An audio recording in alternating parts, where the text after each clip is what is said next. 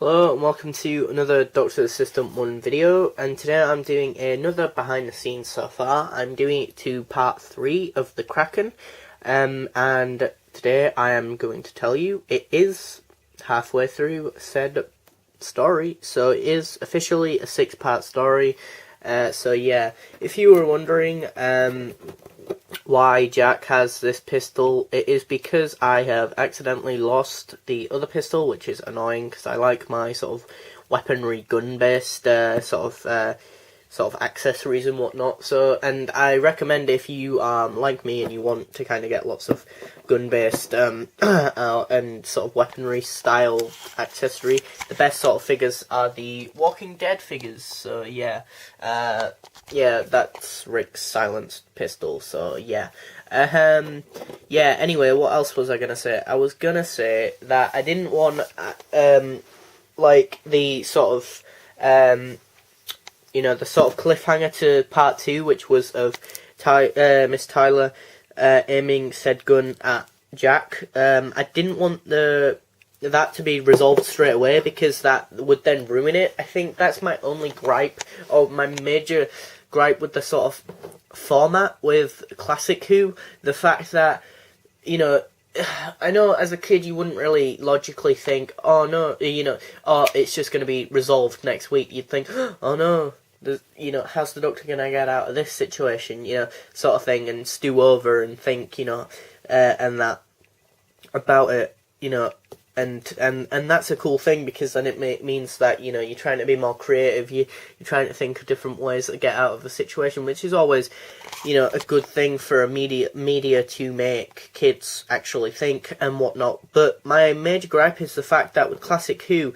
as soon as the next part's on, it straight away gets resolved, that cliffhanger. It doesn't, they don't prolong the cliffhanger, and make you think, maybe said person is going to die or something, which is what the effect is, hopefully, of me, showing you Alex first and going back to her and whatnot.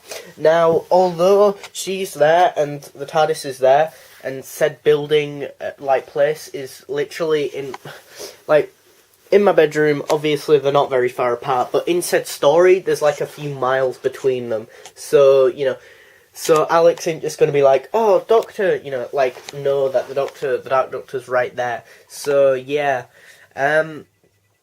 So, yeah, what else?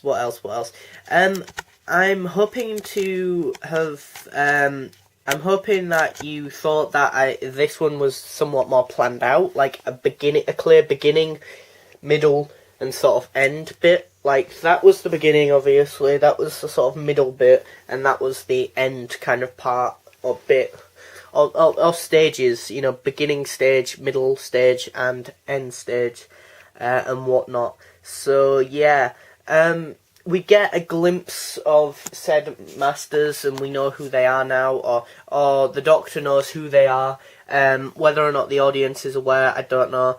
I will... More than likely, they're gonna they're gonna appear fully in the next part 4. So don't worry if you're like, who are they supposed to be? What was that? Jack refers to it as the Kraken. Hence the reason why I called this story the Kraken, and that as well. This area is like a river and whatnot.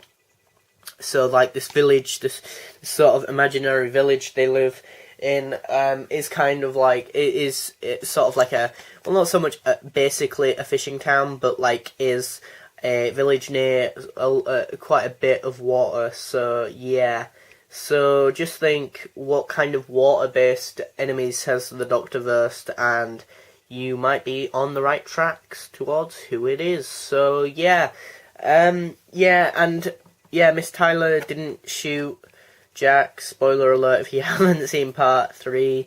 Yeah, you might think the Dark Doctor didn't do much in this part, but he will definitely be doing a lot more in the next 3 parts, and that this has kind of been just the build-up to revealing the masters, or Jack's masters, and that. And I do agree with the War Doctor that if I was him in his situation, I'd reevaluate where he is.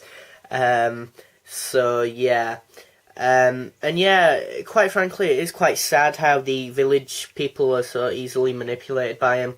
And yeah, the reason why as well I made the Dark Doctor kind of say, "Oh, the village idiots," because he's not kind of, I don't know, like he cares about humans, but not to the point where if the like this incarnation or this dark side of the Doctor, so he's like the master of the Doctor, if you're not aware of, in my head at least. But the sort of thing, the idea for that sort of line came about because although although he wants to protect humanity, he doesn't accept that they should be allowed to just be stupid and say stupid things or be easily manipulated by people like Jack.